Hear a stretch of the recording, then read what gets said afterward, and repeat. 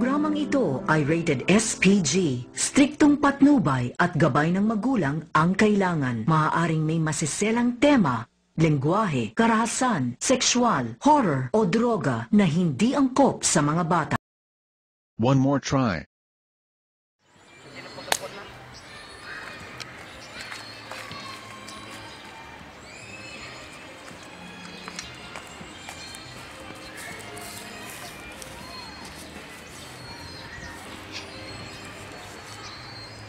Ang jaga ko panganiban, 22 Philippines.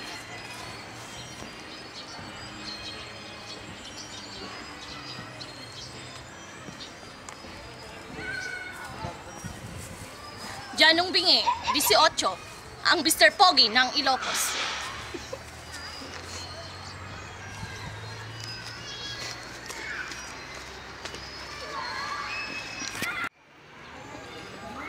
Bakit mo ginawa yun? Ang pera natin, hindi basta-basta mauubos. Pero ang pasensya ko, konting-konti na lang. Kailangan ipagsigawan? Bingi ako? Bingi? Hindi mo ba alam na kapag sinisigawan mo ako, nasisira ang hair cell sa tenga ko? Eto, panoorin mo.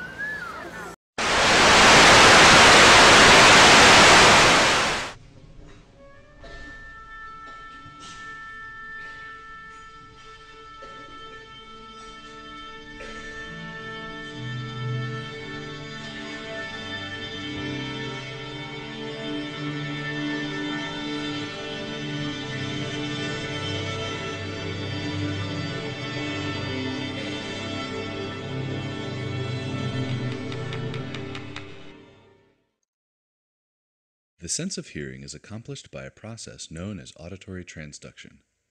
The ear converts sound waves in the air into electrical impulses, which can be interpreted by the brain. As sound enters the ear, it passes through the external auditory canal, where it meets the tympanic membrane. The tympanic membrane then vibrates in response to the sound.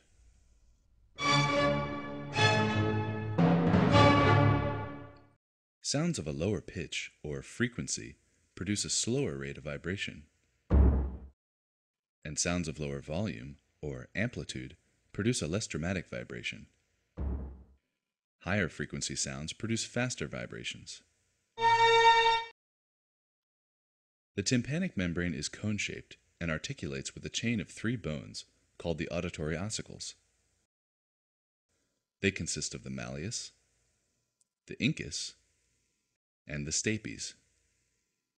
The movements of the tympanic membrane vibrate the ossicles, passing on the information of frequency and amplitude. The 3 bones pivot together on an axis shown here in red.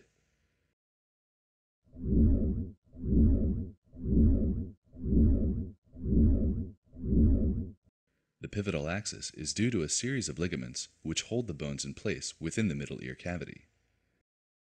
The anterior malleal ligament and the posterior incutal ligament are of particular importance for the pivotal axis. 2 structures which normally obscure this view of the middle ear have been removed. They are the chordae tympani nerve and the tendon of the tensor tympani muscle. Through the ossicles, the vibrations of the tympanic membrane are transferred to the footplate of the stapes.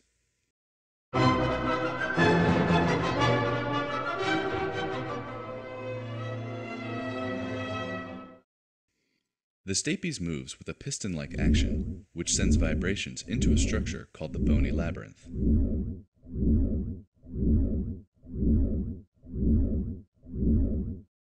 The labyrinth is filled with a fluid called perilymph. If it were a completely closed and inflexible system, the movement of the stapes would be unable to displace the perilymph, and therefore unable to send vibrations into the bony structure. Due to the flexibility of a membrane called the round window, the stapes movement can displace the perilymph, allowing vibrations to enter the labyrinth.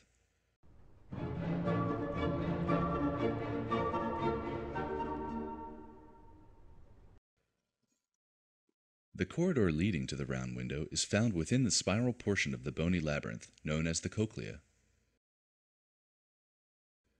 Vibrations produced by the stapes are drawn into the spiral system and return to meet the round window.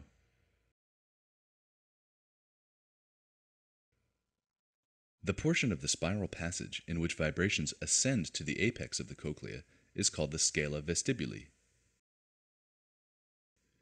The descending portion of the passage is called the scala tympani. A third structure, called the cochlear duct, is situated between the scala vestibuli and the scala tympani. The cochlear duct is filled with a fluid called endolymph, and when viewed in cross-section, the membranes separating the two fluid-filled systems are visible. They are Reissner's membrane and the basilar membrane. The membranes are flexible and move in response to the vibrations traveling up the scala vestibuli. The movements of the membranes then send vibrations back down to the scala tympani.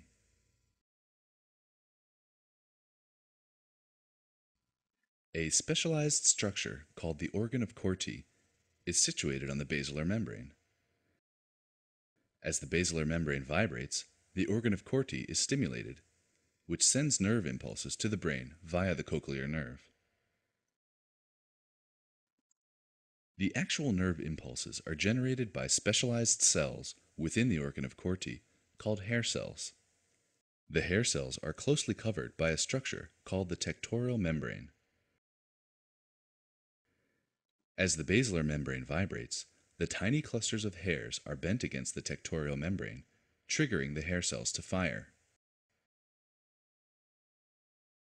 The entire basilar membrane does not vibrate simultaneously.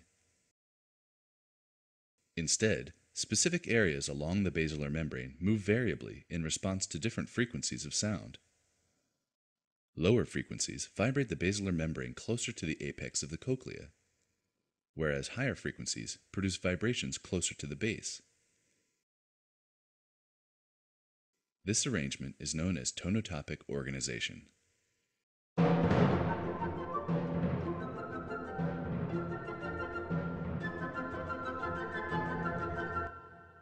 Together, this sequence of events is responsible for our acoustic perception of the world around us.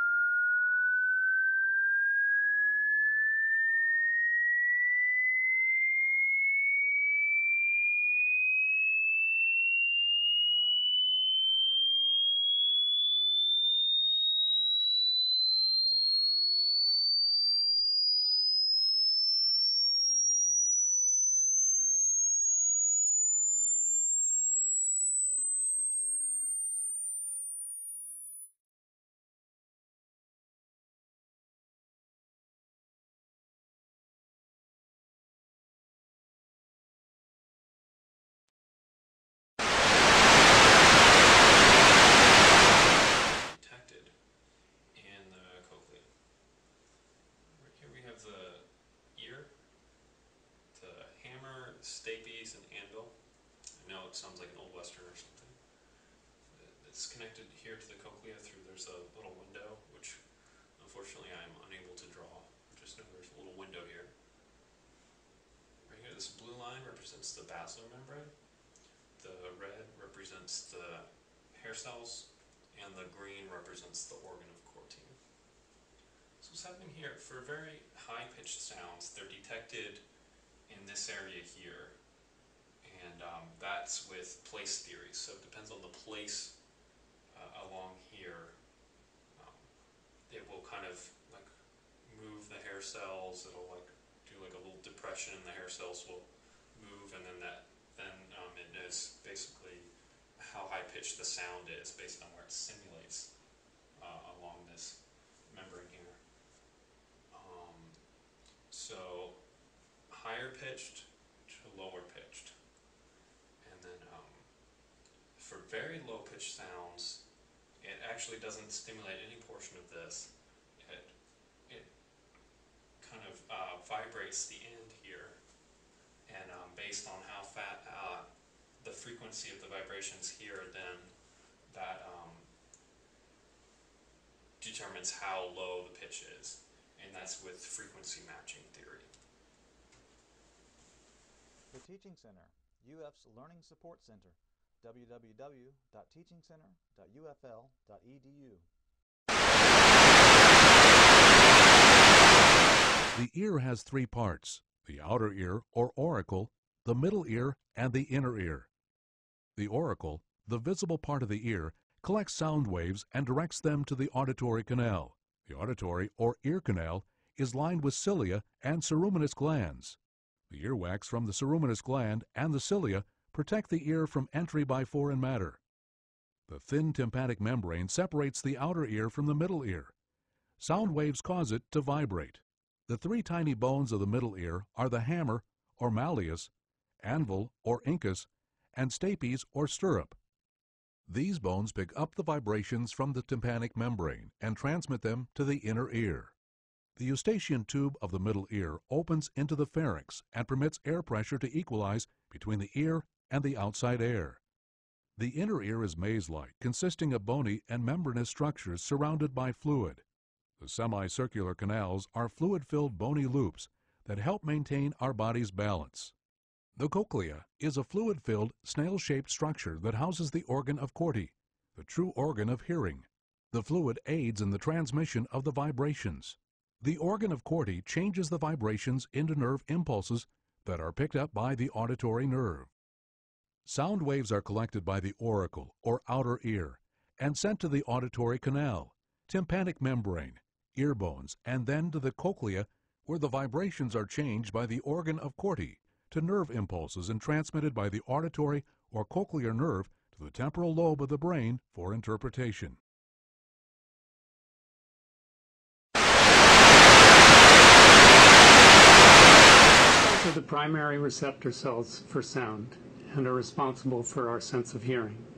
In this paper, we show that hair cells can be generated in an adult mammal by inhibition of the notch signaling pathway. This is significant because hair cell regeneration normally does not occur. Moreover, hair cell loss is an important cause of deafness. The cochlea is a snail-shaped organ in the inner ear. It contains the hair cells, which are organized into rows, 3 rows of outer hair cells and 1 row of inner hair cells. These cells are made during development and do not turn over. They also do not regenerate after damage. We made explants of the cochlea in a dish. You can see here the 1 row of inner hair cells at the top and 3 row of outer hair cells in the bracket. We showed in vitro that after damage of hair cells, you can see that some of the outer hair cells are gone here, and treatment with a drug that inhibits notch, we got partial regeneration of the outer hair cells. We also showed, using neurospheres made from cochlear progenitor cells, that an increase in hair cells resulted when we inhibited notch in the same way as in the explants. However, inhibiting Notch and blocking the transcription factor ATO1 resulted in no new hair cells, showing that the increase in hair cells was due to upregulation of ATO1. Hair cells in the cochlea are surrounded by cells called supporting cells, which are beneath and around the hair cells. We can label the supporting cells with a fluorescent tag, as shown here, using a Krelok system that's activated by the drug tamoxifen. And this turns the supporting cells to a green color from a green fluorescent protein and allows us to distinguish them from the pre-existing hair cells which remain red. After administering noise to these mice, which damages the outer hair cells, we administered the drug LY411575, which is a gamma secretase inhibitor that inhibits the Notch signaling pathway. We were then able to follow the supporting cells and determine whether they gave rise to new hair cells, which in fact they did, as shown here. These hair cells have stereociliary bundles and are functional. So the lineage tracing results show that there are new hair cells and that these occur in the apical part of the cochlea. The functional studies, which were done by measuring the auditory brainstem response, also result in hearing improvement at these same apical frequencies. The correlation between the physiology and the position of the hair cells is good evidence that the new hair cells are responsible for improved hearing. We have demonstrated hair cell regeneration in an adult mammal. We have shown that these new hair cells are generated by differentiation from supporting cells, and that the drug that we used to generate new hair cells increased expression of transcription factor ATO1. We're excited about these results because this is a big step forward for regenerative biology. Mammalian hair cells had not been thought to regenerate on their own spontaneously the way they do in birds and fish. Moreover, we think that hair cell regeneration has potential applications for therapeutic treatment for deafness.